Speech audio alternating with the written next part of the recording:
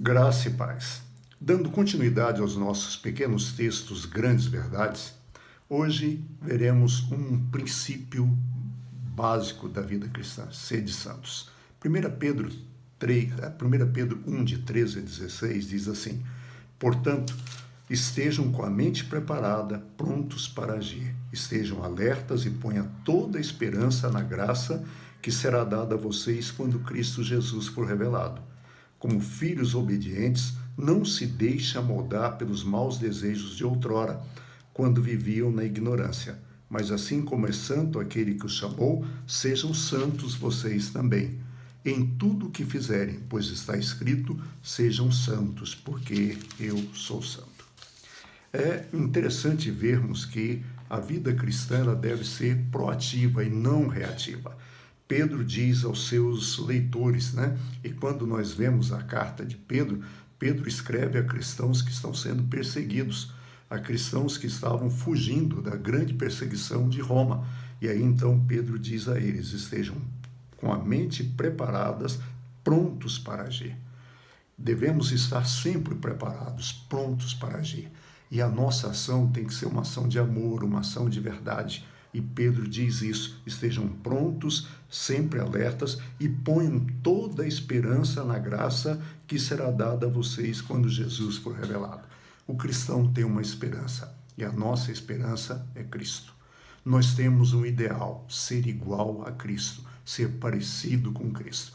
E aí você vai dizer: bem, isso é quase uma utopia, isso é algo inatingível. Sim, é muito difícil, mas não é impossível. Nós podemos ser parecidos com Jesus. Não seremos iguais a ele porque ele viveu sem pecado. E nós temos no nosso organismo o germe do pecado. Então nós não viveremos sem pecado, mas nós podemos não viver na prática contínua do pecado. Por isso, Pedro diz para a gente colocar a nossa esperança na graça que nos será revelada. E ele diz ainda: como filhos obedientes, não se deixem amoldar pelos maus desejos.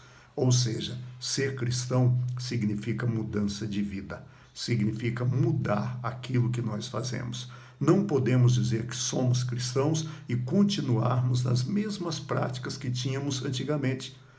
Alguém já disse que um dos problemas sérios que aconteceu com a dita conversão de Constantino é que o cristão, o Papa que aceitou a conversão dele, aceitou, deu a ele autoridade sem que houvesse uma transformação, uma conversão genuína de vida. Se Constantino tivesse se convertido verdadeiramente, o Império Romano e a Igreja Romana seriam outros. Mas não houve mudança de vida. E muitas vezes a gente vê isso nos nossos dias. As pessoas, elas querem as bênçãos de Deus, elas querem todos os dons de Deus, mas elas não querem mudar de vida. Isso é um problema sério. Tem que haver essa mudança de vida. Nós não podemos deixar as nossas vidas serem moldadas pelas práticas do pecado, pelas práticas do passado. Paulo diz em 1 Coríntios capítulo 5, e assim, se alguém está em Cristo, é nova criatura. As coisas velhas já passaram, eis que tudo se fez novo. Ser cristão é saber que tudo se fez novo. Aquela ira, aquele ódio, aquela raiva, aquele desejo de vingança, aquele desejo de falar mal dos outros, ele tem que ser retirado das nossas vidas. Ele tem que ser deixado de lado. Nós não podemos ser moldados por essas coisas. Por isso, Pedro faz questão de dizer que nós éramos assim quando nós vivíamos na ignorância. Agora que nós recebemos a Cristo, nós temos que mudar de vida. E ele diz no verso 15, mas assim como é santo aquele que o chamou, sejam vocês também santos. Quem nos chamou foi Jesus, e Jesus é santo. Santo é sinônimo de perfeito, é sinônimo de separado. Jesus foi perfeito, Jesus foi separado. E como ele é santo e nos chamou, nós também devemos ser santos. Essa semana, no domingo, nós comemoramos o dia de Todos os Santos. E nós que somos cristãos, nós temos a obrigação de sermos santos. Por quê? Porque aquele que nos chamou é santo. E Pedro termina o texto citando o Levítico, Pois está escrito, sejam santos, porque eu sou santo, assim diz o Senhor. Note que a santidade não é um paliativo, a santidade não é uma opção, a santidade é uma obrigação. O cristão, ele tem a obrigação de ser santo, ele tem a obrigação de ter uma vida separada, ele tem a obrigação de viver de forma coerente na presença do Senhor. E aí, nós conseguimos ser santos? Não, nós não conseguimos. Mas quando nós nos aproximamos de Cristo e falamos, Senhor, ajuda-me a ser santo, Ele nos santifica. Nós devemos viver num processo de santificação. Santificação é um processo. A cada dia nós temos que cuidar, nos policiar, para que nós não façamos as mesmas coisas que fazíamos no passado.